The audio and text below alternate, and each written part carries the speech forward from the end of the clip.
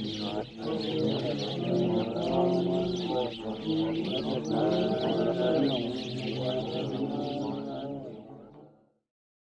الله الرحمن الرحیم. الحمد لله والصلاة والسلام على سیدنا رسول الله و علی آله و اصحابه و من والاه. اما بعد، بینندگان عزیز و ارجمند شبکه جهانی شارجه، السلام علیکم و رحمت الله و برکاته. با برنامه آموزش نور از راه دور در خدمت شما ایزن هستم. تلاوت امروز به حول قوه الهی آیه 104 از سوره اسراء خواهد بود. با هم گوش جان می‌سپاریم به تلاوت این آیه و بعد از اون می‌پردازیم به احکام تجویدی این آیه. أعوذ بالله السميع العليم من الشيطان الرجيم وقلنا من بعده لبني إسرائيل اسكنوا الأرض فإذا جاء وعد الآخرة جئنا بكم لفيفا. بله، آیه 104 از سوره اسراء. و قلنا مد طبیعی است و قاف از حروف استعلا است. من بعده، نون ساکن بعدش با اقلاب یا قلب هست. های ضمیر مد صله صغراست. لبنی اسرائیل مد اول، بنی مد جایز منفصل به مقدار 4 تا 5 حرکت جوازن مد میخواد. مد دوم اسرائیل مد واجب متصل به مقدار 4 تا 5 حرکت وجوبا مد میخواد و را هم حکمش استعلاست و غلیظ تلفظ میشه و الف هم تابع را غلیظ تلفظ میشه. اینجا اسکن الارض، الف وصله. وقتی ما لبنی اسرائیل اسکن الارض، الارض الف لام قمری، را ساکن قبلش فتحه اومده حکمش استعلاست و ضاد هم از حروف استعلاست. فاذا جاء مد واجب متصل به مقدار 4 تا 5 حرکت وجوبا مد میخواد. الاخره الف لام قمری و خا از حروف استعلاست و را هم حکمش استعلاست. جئنا مد طبیعی است. بکم لفیفا، میم ساکنش لام اظهار شفوی. لفیفا مد عوض از تنوین به مقدار 2 حرکت کشیده میشه. میگیم لفیفا، نمیگیم لفیفا. لفیفا به خاطر که مشخص بشه اینجا الف هستش. اینم از احکام آیه 104 از سوره اسراء. اما آیه 105 از سوره اسراء بعد از اعوذ بالله من الشیطان الرجیم: وبالحق انزلناه وبالحق نزل وما ارسلناك الا مبشرا ونذیرا. بله، آیه 105 از سوره اسراء. و بالحق الف لام قمری قاف از حروف استعلاست. انزلناه، اینجا نون ساکن بعد زای اخفای حقیقی. انزلناه و بالحق نزل، الف لام قمری نزل مد طبیعی است. و ما ارسلناک مد جایز منفصل به مقدار 4 تا 5 حرکت جوازا مد میخواد. ارسلناک را ساکن قبلش فتحه اومده پشت استعلاست.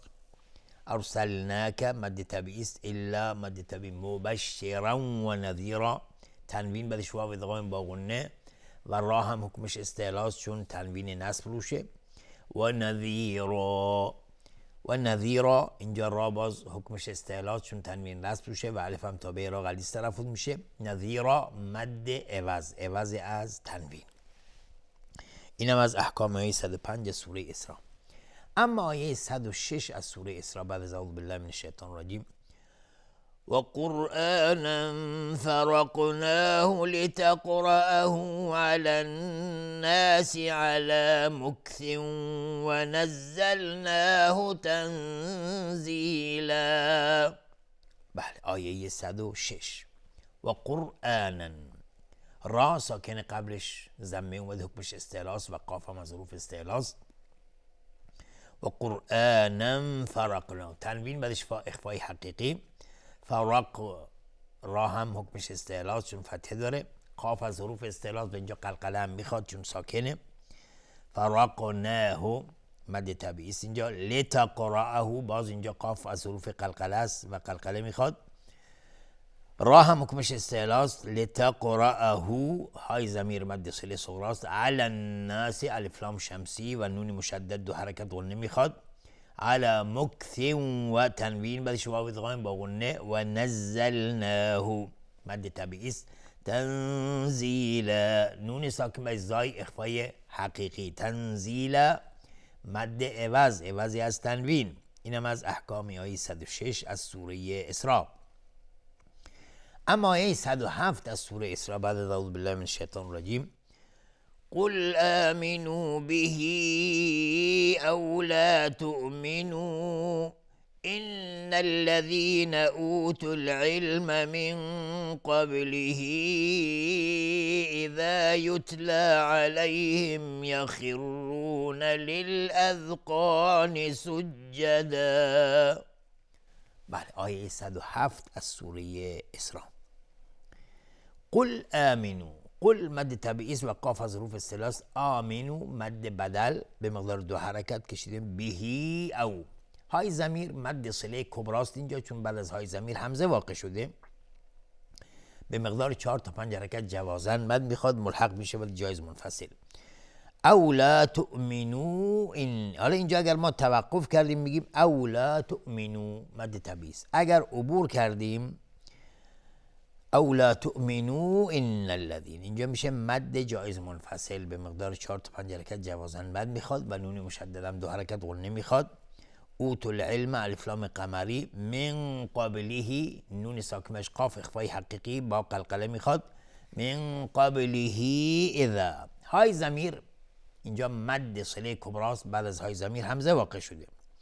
در یک آیه 2 بار های ضمیر مد صله کبرا میشه اینجا.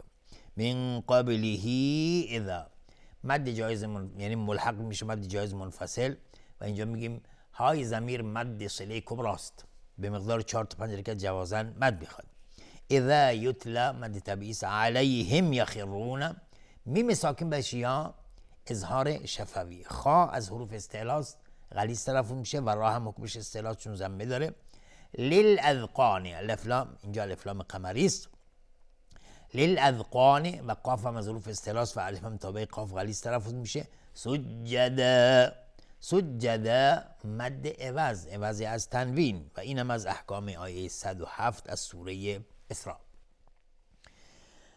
اما آیه 108 از سوره اسراء بعد از اعوذ بالله من الشیطان الرجیم و یقولون سبحان ربنا ان کان وعد ربنا لمفعولا.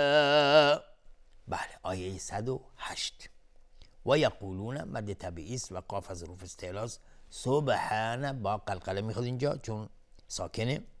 ربنا را حکمش استعلاء چون فتحه داره و ربنا مد جایز منفصل به مقدار 4 تا 5 حرکت جوازن مد میخواد. این کان نون ساکن بهش کاف اخفای حقیقی.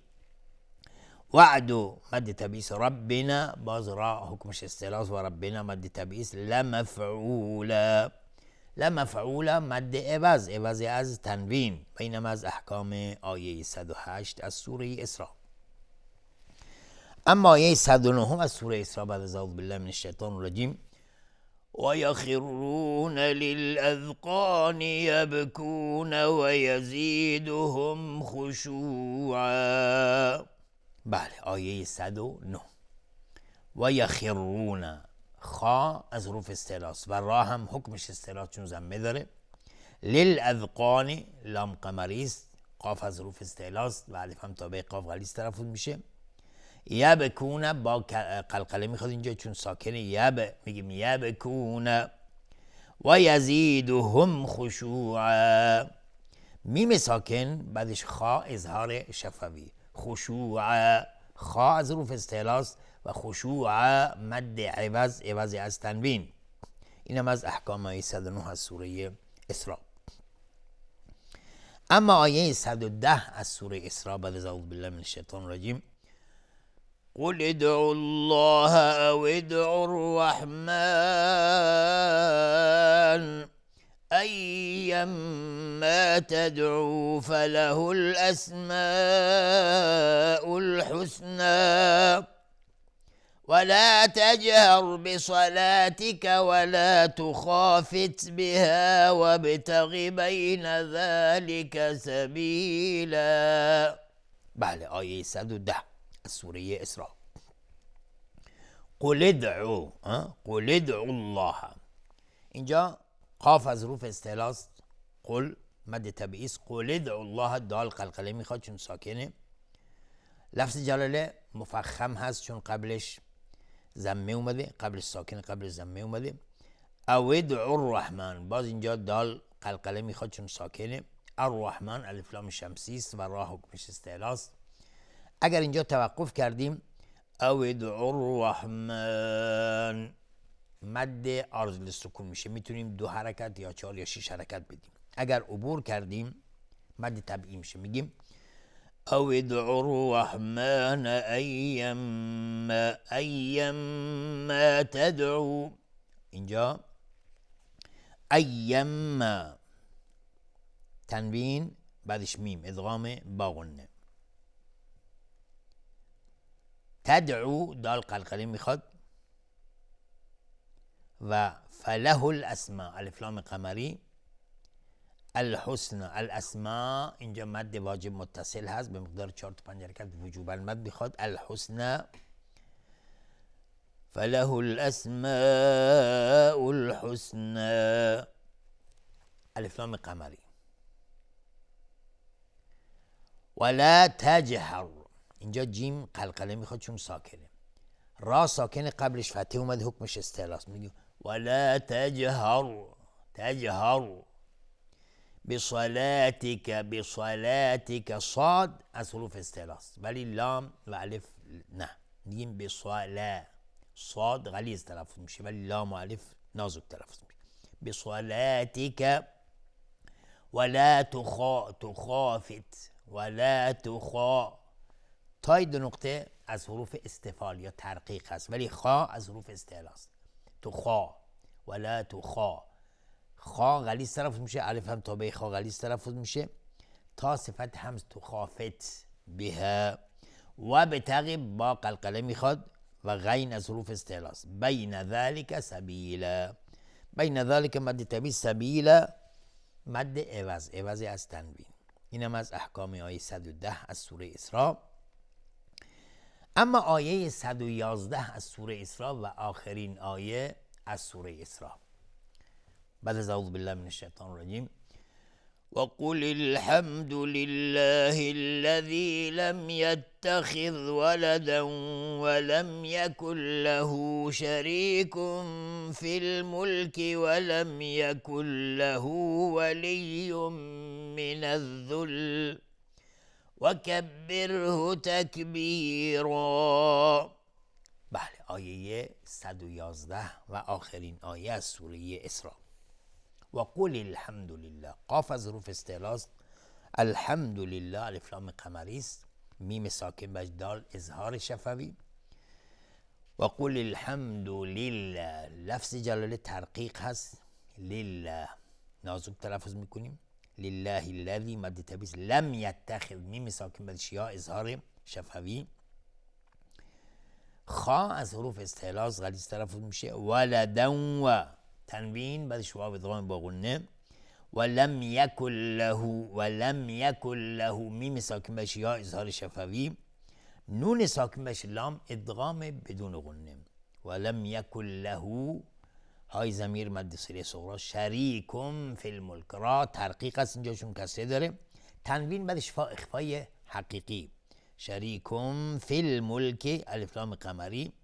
ولم یکن له میم ساکن بش یا اظهار شفوی.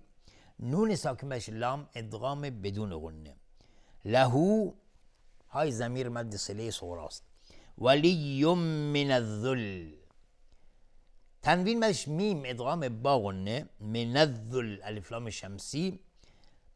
خب اینجا اگر توقف کردیم با سکون لام میگیم ولم یکن له ولی من الذل. اگر عبور کردیم با کسره لام من الذل و کبره تکبیرا. و کبر، دقت کنید اینجا و کبره را اینجا ترقیق است یا نازک تلفظ میشه چون قبلش کسره اومده. میگیم وکبر. دقت کنید دهان از هم باز میشه کمی که را نازک تلفظ. نمیگیم وکبره، دهان جمع نمی کنیم چون اگر جمع کردیم را غلیظ تلفظ میشه. وکبره تکبیرا. دقت کنید تکبیرا، را وقتی که تلفظ میکنیم اینجا تنوین نصب میشه و دهان جمع میشه و غلیظ تلفظ میشه را. و کبره، پس را در کبره ترقیق است. و تکبیرا، را اینجا مفخم هست یا غلیظ تلفظ میشه چون تنوین نصب میشه و الف هم تابع را غلیظ تلفظ میشه. تکبیرا مد عوض از تنوین. اینم از احکام آیه 111 از سوره اسراء و آخرین آیه از سوره اسراء. و با این حکم رسیدیم به پایان سوره اسراء. اما سوره بعد سوره کهف هست که شروع میکنیم برای تلاوت و احکام تجویدی اون. سوره کهف که همه مستحضر هستید که چقدر فضیلت داره و رسول خدا صلی الله علیه و سلم امر کرده که انسان در شب جمعه یا روز جمعه سوره کهف رو تلاوت بکنه و سوره کهف رو بخونه و کسی که سوره کهف بخونه از شر دجال محفوظ میشه. و همچنین حدیث داریم که کسی که سوره کهف رو بخونه خداوند از این جمعه تا جمعه آینده براش روشنایی ایجاد میکنه و راهش رو منور میکند. خب ظاهرا وقت برنامه ما هم به اتمام میرسه و انشالله در برنامه آینده سوره کهف رو آغاز خواهیم کرد و تلاوت خواهیم کرد و احکام تجویدی اون رو انشالله بیان خواهیم کرد. امید است این برنامه تا اینجا مورد توجه و استفاده شما عزیزان قرار گرفته باشه. تا دیدار دیگر و برنامه دیگر همه شما عزیزان رو به خداوند بزرگ میسپارم. آخر دعوانا ان الحمدلله رب العالمین و السلام علیکم و رحمت الله و برکاته.